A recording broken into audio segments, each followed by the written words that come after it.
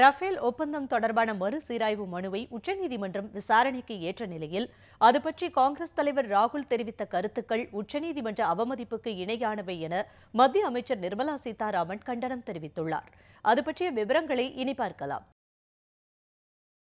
Rafale ஒப்பந்தம் தொடர்பாக கசிந்த ஆவணங்களின் அடிப்படையில் ஏற்கனவே பிறப்பிக்கப்பட்ட தீர்ப்பை மறுசீராய்வு செய்ய வேண்டும் என்ற மனுவை உச்சநீதிமன்றம் விசாரணைக்கு ஏற்றுள்ளது.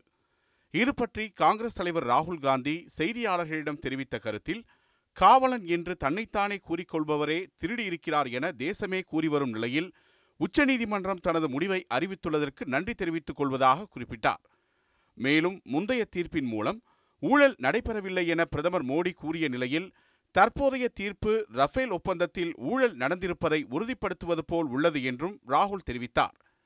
இராணுவத்திடம் இருந்து 30,000 கோடி ரூபாயை தொழிலதிபர் அனில் அம்பானிக்கு பிரதமர் மோடி கொடுத்துவிட்டார் என்று தாம் இத்தனை நாட்களாக கூறி வந்ததை உச்சநீதிமன்றம் ஒப்புக்கொண்டுள்ளது எனவும் ராகுல் அப்போது குறிப்பிட்டார்.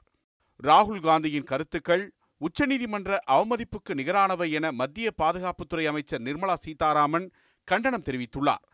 இது தொடர்பாக டெல்லியில் அவர் அளித்த பேட்டியில், ரஃபேல் ஒப்பந்தத்தில் குறிப்பிட்ட சில ஆவணங்கள் மட்டும் திருடப்பட்டிருக்கின்றன என்றும், ரஃபேல் குறித்து வெளியான ஒரு சில ஆவணங்களும் சட்டவிரோதமான முறையில் வெளியாகியுள்ளன என்றும் குறிப்பிட்டார்.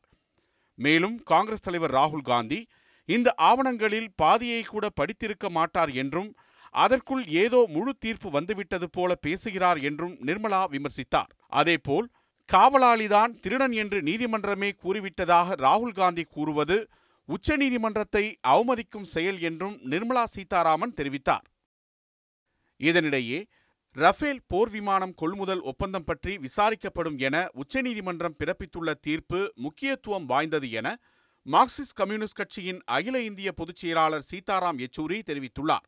கோவை காந்திபுரத்தில் உள்ள கட்சி அலுவலகத்தில் செய்தியாளர்களிடம் பேசிய அவர், காங்கிரஸ் ஆட்சியின் போது செய்யப்பட்ட ஒப்பந்தத்தை பாஜக அரசு நிறைவேற்றியிருந்தால் இந்நேரம் 126 போர் விமானங்கள் கிடைத்திருக்கும் என்றும், ஆனால் பிரதமர் மோடி செய்த ஒப்பந்தம் மூலம் வரும் 2021ஆம் ஆண்டில்தான் இந்திய விமானப்படைக்கு ரஃபேல் விமானங்கள் கிடைக்கும் என்றும் குறிப்பிட்டார்.